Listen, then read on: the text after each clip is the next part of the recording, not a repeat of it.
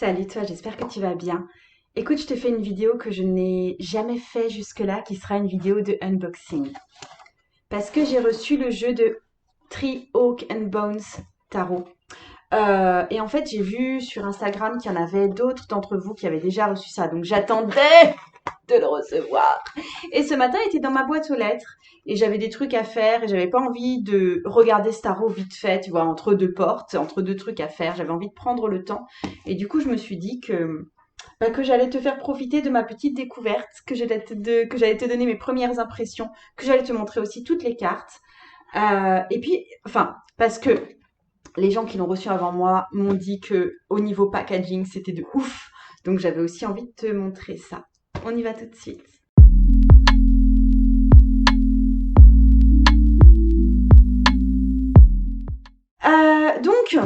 Rien que le scotch d'emballage, il est trop bien. Il fait pas tout le tour, mais il est trop bien.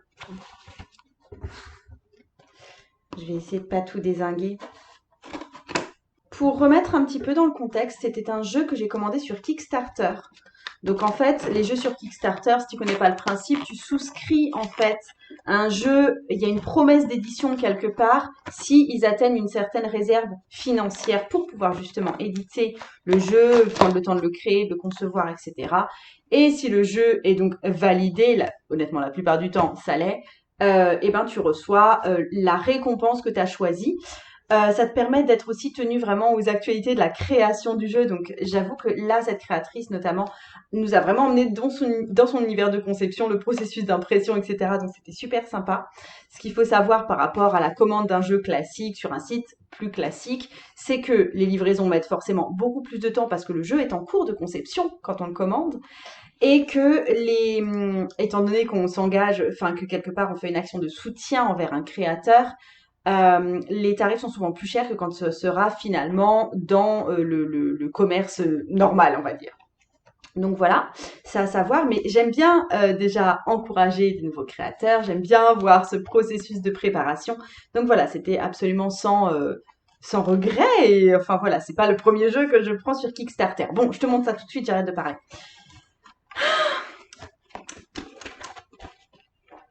Je te montre ça. J'ai reçu, du coup, je crois que c'est un sticker ou juste une... Ouais, je crois que c'est un autocollant. As de coupe, ça va finir dans mon bugeot. Une petite... Oh, il y a une petite carte avec une petite lettre. Attends, la petite carte avec la petite lettre. Petit escargot. Le jeu qui est numéroté. C'est fermé avec un petit scotch de renard. Enfin, tout est vraiment fait pour emmener dans l'esprit de la forêt assez aquarellisé qui est développé par l'auteur. Ok, certificat d'authenticité. Oak, Ash and Thorn. Voilà, avec mon petit numéro d'authenticité, j'ai le tarot numéro 151 sur 3500. Avec la date d'impression, etc. Un petit mot. Ah, c'est trop gentil. Enfin, c'est trop joli parce qu'en fait, c'est écrit comme si c'était le tarot qui écrivait Hi there, I've possibly traveled thousands of miles or a mere mile or two. En fait, il décrit son processus de création. I was created with love, so I'd like to think that I provide gentle readings guiding you through any ups and downs you might experience. Please think of me as one of your new friends. Enfin voilà, c'est vraiment une note amicale laissée par le tarot lui-même. Je prends le temps de lire ça plus complètement après. Hop, le tarot est là-dedans. Attends, parce qu'il y a d'autres choses. Il y a du tissu qui a envoyé pour pouvoir empaqueter son propre jeu, du tissu recyclé. Il y a une pochette. Oh, j'ai trop l'impression d'être trop une Instagram influenceuse là, machin, en ouvrant ce truc. Je sais pas si je suis à l'aise à faire de l'unboxing en fait. Mais bon, je te partage le truc. Allez, go. Eh ben, j'ai reçu, oh, non, alors le premier n'était pas un sticker. Ça, c'est des stickers. Enfin voilà, ça se sent en fait. Je te les montre, ce que j'ai reçu. Je pense que ça correspond aux cartes de tarot qui sont dans le jeu. En tout cas, celle-là, elle est très très grande prêtresse. Hein. Et j'ai deux cartes, elles sont trop belles. Je crois que c'est les amants. Ou un 2 de coupe, je sais pas. Un, 2, 3, 4, 5, 6, 7. Un 7 de denier. Et une lune. Oh, j'ai trop- c'est trop, c'est trop joli en fait. Je sais pas encore ce que je vais faire de ça, mais c'est vraiment très très beau. Je suis contente aussi du tissu qui est taché d'encre là. J'aime bien. Alors, ouais, les tarots, on est là pour ça quand même, hein. Faut pas deck à un moment. Un joli papier avec des petits lapins dessus. Je vais le foutre derrière moi, mais je me demande si ça peut pas me servir à quelque chose, ou si ça peut pas servir à quelque chose pour mes filles. Alors, bon, c'est tout bien fermé. On va dépacter ça. J'ai l'impression d'ouvrir un bonbon. Three Trees Tarot. Le tarot des trois arbres. Volume 1. Donc j'attendrai le volume 2 si celui-ci me plaît. Il y a... Ok, là en fait il dit que c'est un tarot Rider-Waite-Smith qui est composé eco-friendly. Enfin, ok. Il y aura des feuilles d'accompagnement, enfin des feuilles guides. Après, je sais que là, étant donné ce que moi j'ai, enfin, que j'ai commandé sur Kickstarter, on peut avoir un guide plus complet en PDF que je n'ai pas encore, que je peux encore aller chercher. En fait, je sais pas si je vais me servir de guide. Oh punaise, ça a l'air un peu. Tiens, regarde, je te montre. En fait, j'ai peur de la déchirer la boîte. Et Sandre C sur Instagram, si tu m'écoutes, je sais que tu as déchiré ta boîte ce matin. Hop, c'est bon. C'est avec du petit papier cartonné autour. Wow! Thank you! Your purchase made our day, and we hope this little package brighten yours. Oui, of course! Share the love and tag us on Instagram. Il demande des tags sur Insta. Ok. Ensuite, il y a les cartes elles-mêmes. Attends, je les montre après, En fait, j'ai déjà une bonne idée du visuel des cartes, étant donné que, ben, comme je l'ai dit, ça a beaucoup été partagé et tout, donc c'est pas des grandes surprises. Ok, et il y a un petit... En fait, il y a des significations brèves pour chacune des cartes sur deux petits cartons en plus. Donc, par exemple, le fou, innocence, confiance, aventure, le magicien, influence, le fait d'avoir des ressources, resourcefulness, je sais pas comment on traduit, opportunité, etc. Donc ça, c'est les significations des cartes. Et je te montre les cartes elles-mêmes. Waouh! J'aime beaucoup le travail à l'aquarelle. Je sais pas si tu as vu quand je parlais, j'ai fait une vidéo sur ma collection de tarots et je disais que j'avais sans doute déjà un peu trop de tarots animaliers, mais que c'était un peu ce que je préférais, sans doute, les tarots animaliers parce qu'en fait, on peut y mettre n'importe quel type de personne, qu'on soit homme, qu'on soit femme, quelle que soit notre morphologie, quelle que soit notre race et notre couleur de peau, on peut tous se reconnaître dans un fan. Donc, à part si on est un rugbyman extrêmement costaud. Mais bref, voilà, pour l'esprit. Et du coup, j'aimais bien parce que je trouve les animaux, ou les monstres d'ailleurs, ou les choses comme ça, extrêmement adaptables en termes de personnalité. Bref, je te montre les cartes elles-mêmes. Voici le fou, le grand débutant. Le magicien, c'est un corbeau avec tous les éléments devant lui. La grande prêtresse, j'avais bien deviné, avec son rouleau d'écriture et la lune. Ah oui, attends, ça c'est le dos. Il est trop beau. L'impératrice, qui est la maman. L'empereur, qui est le papa. Le pape, qui est un hibou, avec sa clé. Les amants, donc j'avais aussi bien deviné pour la carte que j'ai reçue, ce sont bien les amants. Les chariots, c'est une pie avec un escargot qui avance doucement mais sûrement. La force est un blaireau. Un blaireau sage, visiblement, que tout le monde écoute. L'ermite, c'est un petit hérisson, guidé par des lucioles ou une fée clochette. La roue de fortune. Avec les points cardinaux qui sont donnés sur la toile d'araignée. Et on retrouve les bêtes autour de la roue de fortune, parce qu'il y a des bêtes autour de la roue de fortune. La justice, c'est un loup, ça me fait penser au loup dans Mowgli, avec le conseil des loups. Le pendu est un rat d'or. La mort est un lièvre noir qui regarde des papillons de nuit. Symbole de transformation. Tempérance est un cygne avec 2 coupes. Entre eau et terre. Le diable. Alors, je ne sais pas s'il faut regarder le papillon de nuit ou les renards prioritairement. Bah oui, le papillon de nuit, oui, pardon. Et les renards qui sont emprisonnés dans les entrelacs de feuilles. La tour, c'est un arbre qui est frappé ou illuminé, selon comment on voit la tour.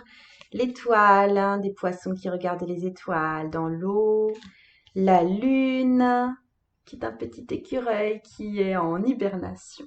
C'est le temps de pause, le vrai long temps de pause, la lune. Le soleil, après la pluie. Le jugement. Elle est belle. Elle me fait penser un peu à celle du Walden Noun. Le monde. C'est un grand cerf qui vient offrir à un petit cerf un petit pendentif, là, un petit pendule du monde. Ensuite, c'est la suite des coupes. L'as. Le 2. Oh, il s'offre les petits chapeaux des glands. En fait, c'est marrant, les coupes, c'est des chapeaux de glands. Le 3 de coupe, ils font la fête. Le 4 de coupe. Ouais, bon, bref, ils boudent, quoi. J'aime bien. Donc, les coupes, ce sont des écureuils. Pour le côté très sensible. Le 5 de coupe. Il n'a pas vu qu'il y avait encore deux beaux bonnets de gland au-dessus de lui. Le 6 de coupe, qui c'est le partage, on dirait que c'est la fin de l'hibernation. Le 7 de coupe, avec plein de trucs qui brillent. Le 8 de coupe, il se détourne. Le 9 de coupe, il est repu. Enfin, c'est les mots qui me viennent, hein, excuse-moi. Hein, j'en sais rien, j'ai pas lu le livret, comme je te l'ai dit. Le 10 de coupe, c'est la famille qui regarde le soleil, peut-être couchant. Ok. Le page de coupe, il ressemble vraiment à celui du Rider-Waite-Smith, celui-là, je trouve. Le chevalier de coupe, qui est dans la mise en relation. La reine de coupe. Elle est vraiment entourée d'eau. Et le roi de coupe, c'est plus tumultueux. Waouh! Ah, j'aime bien l'idée de l'écureuil, en fait, comme coupe, comme pour le côté, je pense, effectivement, très, très émotionnel, très réactif, en fait, de l'écureuil. Donc, alors, les deniers, ce sont des lièvres. Hop, et les deniers, c'est juste des deniers. Enfin, des deniers, des pentacles dans un cercle. Enfin, des pentacles, voilà. Le 2 de denier. J'aime bien parce qu'en fait, le 2 de denier, je le vois souvent comme justement des cartes de trouver l'équilibre entre vie professionnelle, vie familiale, trouver un équilibre dans l'emploi du temps et de voir une maman fort occupée dans ce rôle de 2 de denier, ça me parle particulièrement. Le 3 de denier, qui est la collaboration. Le 4 de denier, qui sont les réserves. Le 5 de denier.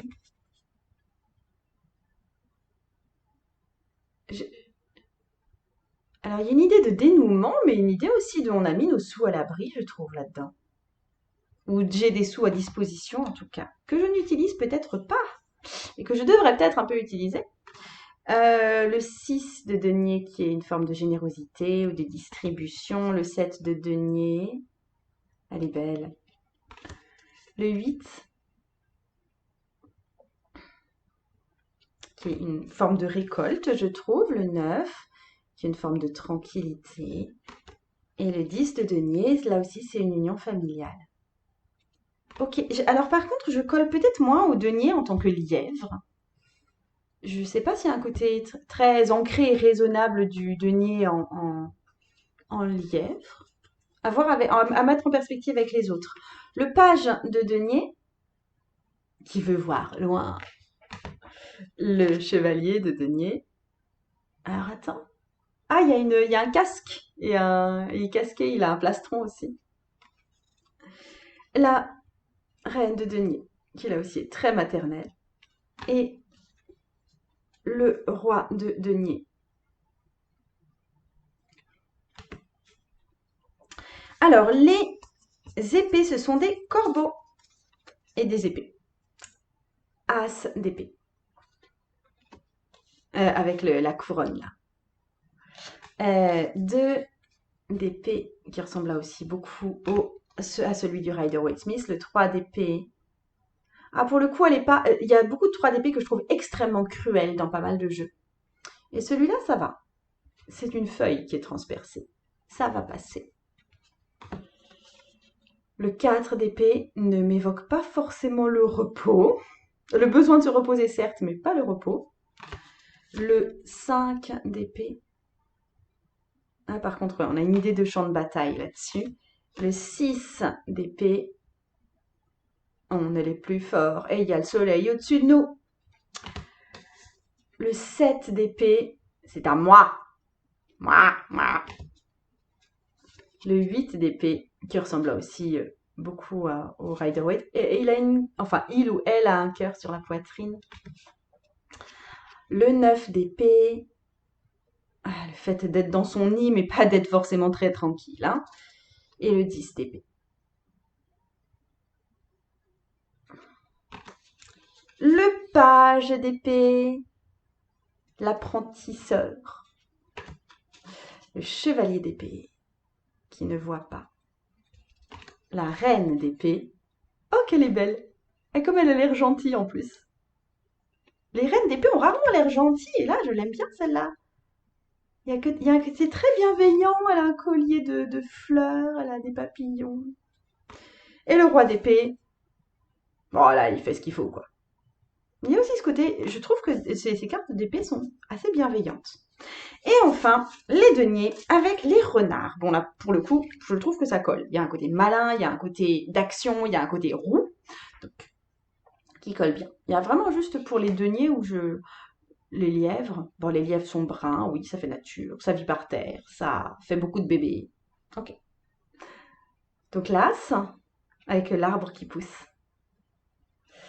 Le 2 de bâton, pardon. J'aime ce. Oui, là on retrouve aussi le Rider-Waite-Smith. Le 3 aussi. Ça ressemble vraiment beaucoup pour le coup. Alors c'est très forestier. Et le Rider-Waite-Smith n'est pas forestier. 4 de bâton aussi. 5 de bâton. Non mais oh! Le 6 de bâton. Ah, punaise, tout à l'heure, j'ai interprété le 6 d'épée comme un 6 de bâton parce que ça me faisait penser à ça. Je trouvais cette carte assez porteuse, dans le sens où il y avait un grand rayon de soleil là sur eux. Mais en fait, non, effectivement, le 6 d'épée, c'est souvent une carte de départ en fait. Je sais pas si ça m'évoque vraiment le départ. Et ça, oui, ça m'évoque la victoire là. Alors attends. Je reprends tout ça dans l'ordre. Excuse-moi de ma confusion. Le 7 de bâton. Alors pour le coup, je la trouve pas si. Souvent, je trouve les sets de bâton très énergétiques, enfin dans le sens où il faut s'affirmer. Et tandis que là, bah, je trouve pas ce truc de grande affirmation. Le 8 de bâton. Ah, attends, il y a quoi? Il y avait un petit bout de papier. Le 9 de bâton. Ouais, tu vois, il y a quand même des similitudes très fortes avec le Rider-Waite-Smith classique. Le 10 de bâton. Ah, bah pour une fois, c'est pas le mec qui est surchargé de bâtons, il a laissé poser ses bâtons et ça y est, il peut se reposer. Hein. Faut pas deck à un moment, quoi. Le page de bâton. Le chevalier de bâton. Il y a quoi comme petite? Il y a un bourdon à côté de lui. La reine de bâton. C'est The Reine Badass. Elle me fait penser là aussi à la reine serpent bâton dans le Wilden Noun. Et le roi de bâton. Et il y a 3 cartes d'oracle en plus. Il y a possibilités avec un dragon qui protège tout notre petit monde là, et les 4 suites, les animaux des 4 suites, et une petite souris, prudente, et un renard qui a l'air un peu perdu. Je sais pas ce que je vais faire de ces cartes d'oracle. Je pense que je vais juste les intégrer au jeu, parce que c'est sympa d'avoir des cartes. J'aime bien les cartes surnuméraires en général. Voilà pour ma petite présentation. Comme d'hab, si tu veux aller plus loin avec moi, je te mets le lien vers une vidéo gratuite là en dessous. Je me réjouis que tu viennes me rejoindre. Ça m'a fait plaisir de te montrer ça. En fait, je sais pas si j'ai très envie de commencer à tirer tout de suite avec. En fait, c'est tellement joli que j'ai envie de laisser tout ça ordonné et de pas trop mélanger le truc. Mais je sens que je vais le faire. Sans doute dès cet après-midi ou dès ce soir ou dès demain matin. Parce que franchement, il est vraiment, vraiment très joli, très soigné, très, je sais pas s'il te plaît autant qu'à moi. Je sens pas cet élan très puissant, tu vois, que j'ai pu ressentir avec le Mariel Tarot ou d'autres jeux de ce type-là, ou avec le Urban Tarot par exemple. Mais par contre, il y a quelque chose qui est vraiment très frais et très, il y a le côté aussi un peu doudou, tu vois, de ces animaux qui sont très jolis. Donc ouais, je pense que c'est un jeu un peu doudou quand même, que c'est un jeu qui garde une certaine bienveillance, une certaine fraîcheur. Donc voilà, j'espère que ça te plaira. Je te mets tous les liens dont je t'ai parlé en dessous. Je t'embrasse bien fort. Le tarot peut changer ta vie. Salut.